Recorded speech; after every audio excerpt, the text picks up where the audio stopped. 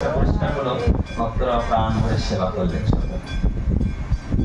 দুর্যোগ, কলিযুগের ঘন আকাশে দুর্যোগে পরিপূর্ণ হয়েছে। তো সেই দুর্যোগময় আকাশে শাস্ত্র বলছে, কি বললেন?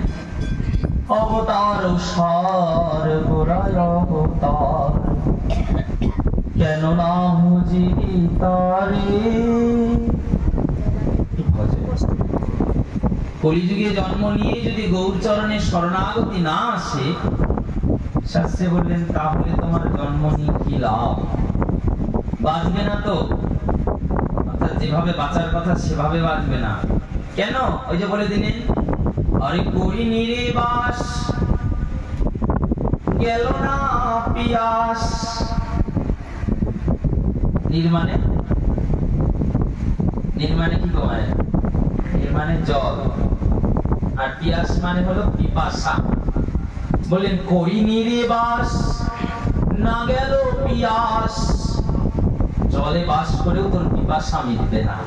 কেন? এমন হয় না আর হবে না গো। এত সুন্দর প্রেমের দয়াল ঠাকুর গৌর সুন্দর শাস্ত্রে বললেন, না কখনো হয়েছে আর না কখনো হবে।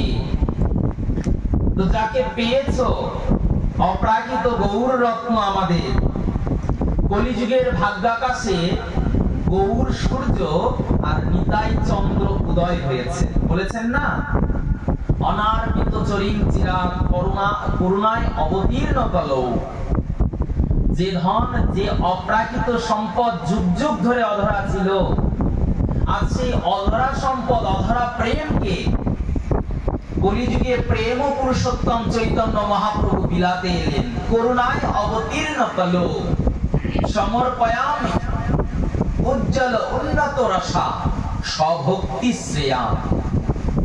হরি পুরট সুন্দর দ্যুতি।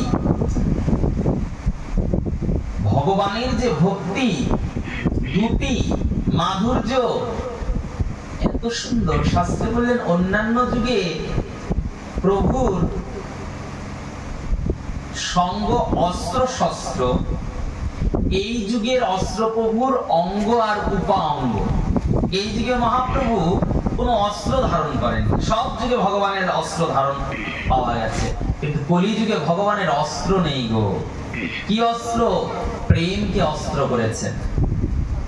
তাই জন্য বললেন, মন এত সুন্দর গৌর ভজনে যদি তোমার রুচি না আসে, তাই বললেন করি নিরেবাস, গেল না পিয়াস।